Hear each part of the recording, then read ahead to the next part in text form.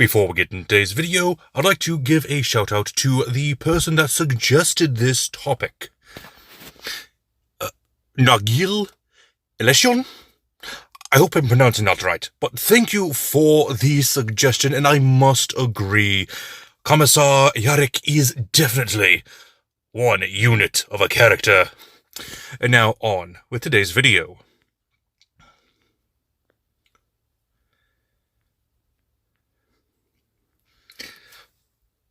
Commissar Sebastian Yarrick from Warhammer 40,000 from the Imperial Guard is definitely one unit of a character, as our viewer has stated. And for many, many reasons. If you have not heard the story of Commissar Yarrick, then let me go ahead and give you a brief summary of his feats. Commissar Yarrick was, well, much like a lot of different characters from the Warhammer series, put through tragedy when orcs. The Warhammer version are spelled with a K and not a C, but orcs had slaughtered his family on his home planet.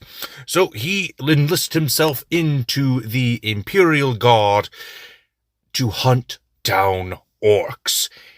He was so committed to hunting down orcs that he even learned the orc language and everything there is to know about the orcs. And so, he trained, got up to rank of Commissar, and became a war hero. I believe it was the War of Apocalypse? But either way, Commissar Yarrick was able to strike fear into the hearts of orcs, so much so that he became a legend among the orcs. So much so that at some point, the Commissar even heard some of these tales and altered himself to best suit those tales, to make them reality. Now, without further ado, let's go ahead and get into the character build, and I will slowly start talking more about Yarrick. Starting things off with our point-buy system for our stats, we'll have a 13 in strength, dexterity, intelligence, wisdom, and charisma, with our only low stat being constitution at a 10. Yarrick is a human. This is going to give us a +1 into all of our stats, give us a speed of 30 feet, and we'll have our languages be Common and Orcish with a C. Now for our background, there are two backgrounds that I would like to go over. The first, of course, being Soldier. He is a soldier in a war against orcs. So if your campaign has inspiration with the Warhammer 40k series and has orcs as a primary villain, then you'll definitely want to go with the Soldier for some of those war efforts, having proficiencies in athletics and intimidation, with your tools being a gaming set of your choice and land vehicles. Your specialty is an officer, known as Commissar in the Russian community. Your feature is military rank.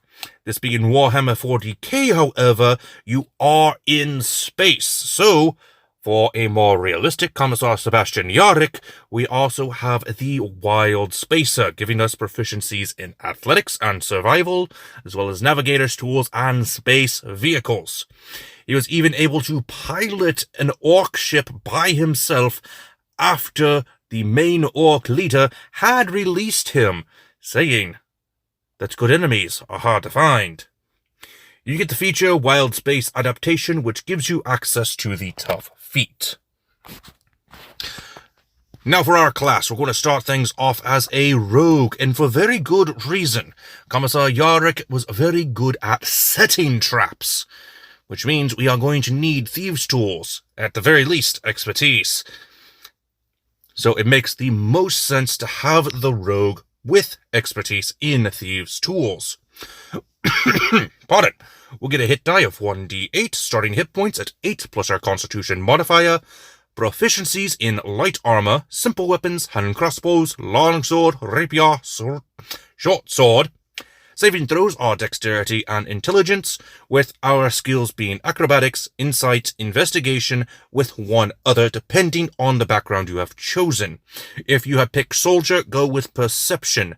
If you picked wild spacer, go with intimidation. We are going to need that intimidation. And your tools are obviously going to be proficiency in thieves' tools, getting your expertise in intimidation and thieves' tools. You also get sneak attack and thieves' cant. Moving on to level 2 rogue, we get access to cunning action. At level 3, we are going to get our roguish archetype and the ability steady aim.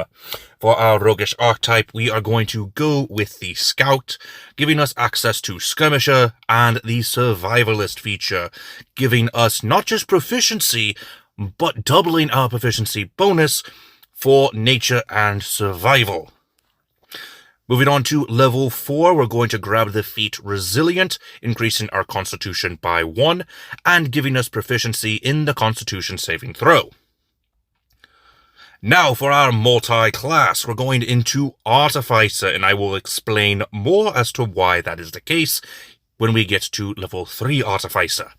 For our proficiencies, we are now proficient in medium armor and shields, as well as being proficiency in firearms if your dungeon master happens to allow such a proficiency. You also get proficiency in tinker's tools. You have your magical tinkering and spell casting, which uses your intelligence modifier. At level 2, we get access to infuse items. Enhanced weapon, replicate bag of holding, replicate goggles of night, and replicate sending stones are going to be the 4 you'll want to start out with. Going on to level 5 rogue, we'll get access to uncanny dodge. Level 6 rogue will get expertise once again, this time for athletics and acrobatics. Level 7 rogues get access to evasion.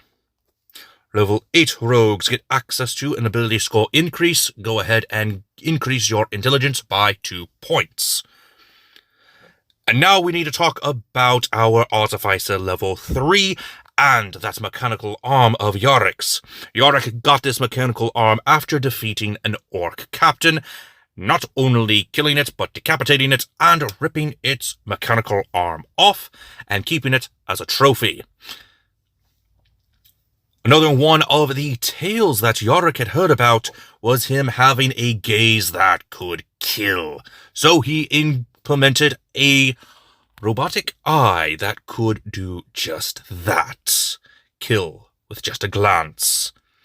So we're going with the Artificer Specialist known as the Master Maker. This will give us access to a Battle Fist, or a mechanical arm. We'll have Tools of Intrigue, giving us access to the proficiencies in heavy armor and smith's tools. Our Master Maker spells are going to be, for now, Absorb Elements and Thunderous Smite. We have Prosthesis Expertise and the Battle Fist feature. Currently, our Battle Fist is able to do 1d10 plus our Strength or Intelligence modifier in damage. At 9th level, this will increase to 2d10. We'll say we'll just do our intelligence modifier since it's going to be the higher modifier. Additionally, at level 9, we get to add a property to our Battle Fist. That property will be Finesse.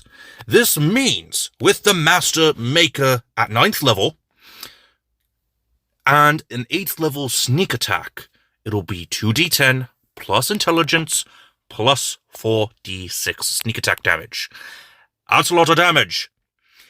If Master Maker was one of the things that were allowed in my optimized series, you better believe I would have been using it. But since it is technically not a core subclass, I did not use it. Moving on to level 4 Artificer, go ahead and increase your intelligence by 2 more points.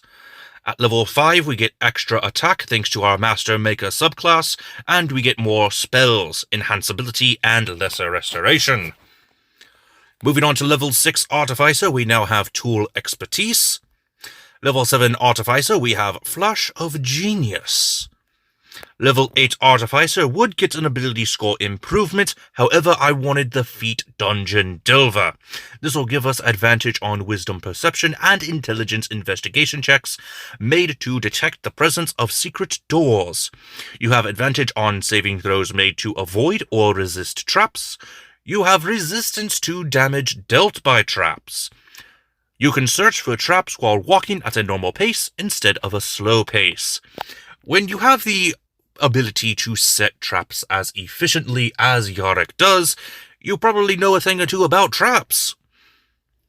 Going at level 9 Artificer, we have our improved Battle Fist, which we talked about earlier, increasing our damage to a 2d10 plus intelligence modifier, and getting the special property of Finesse. However, we also have the ability to gain an extra infusion as long as it gets put on our Battle Fist.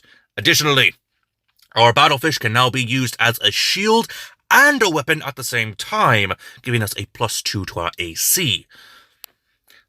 And we can put 2 Artificer infusions onto our Battle Fist. However, they need to have a different modifier because of the fact that if they have a similar modifier, like say to damage, then you have to take the higher of the 2 modifiers. So I'd recommend getting Enhanced Defense so you can get an increase to your armor class and then also enhancing the power with Enhanced Weapon. For our Master Maker spells, we have Blinding Smite and Haste. Level 9 Rogues as a Scout get Superior Mobility, which increases our speed by 10. Level 10 Rogues gain access to an ability score improvement. Go ahead and increase your intelligence by 2 points. And finally, level 11 Rogues get Reliable Talent. Now that is the end of the build, but not the end of the video, as we have some spells to go over. Since we are only a level 9 Artificer, we do not get that many spells. So here are the spells that I have recommended for you to use. You do not have to pick the same spells in this list. For our cantrips, we have Lightning Lure and Message. First level spells are Alarm, Featherfall, Snare, and Tasha's Caustic Brew. Level 2, we have Heat Metal, See Invisibility, and Web. For our third level spells, we have Catnap and Glyph of Warding. I picked some of these spells mostly because they fit with Yarrick quite well, Alarm and Snare being 2 such trap-based spells, as well as Web. Heat Metal just seemed to go with that glance that can kill, as well as Tasha's Caustic Brew, though it is more of an acid attack. See Invisibility kind of makes sense where you have that bionic eye. And Glyph of Warding, of course, is another one of those trap-based spells, which just made perfect sense for Yarrick. And with that being said, that is all the time I have for you today. I do hope that you enjoyed. Let me know in the comment section below what character you would like to see next time, and where that character came from. Until next time, this has been Drehan, and I am offline.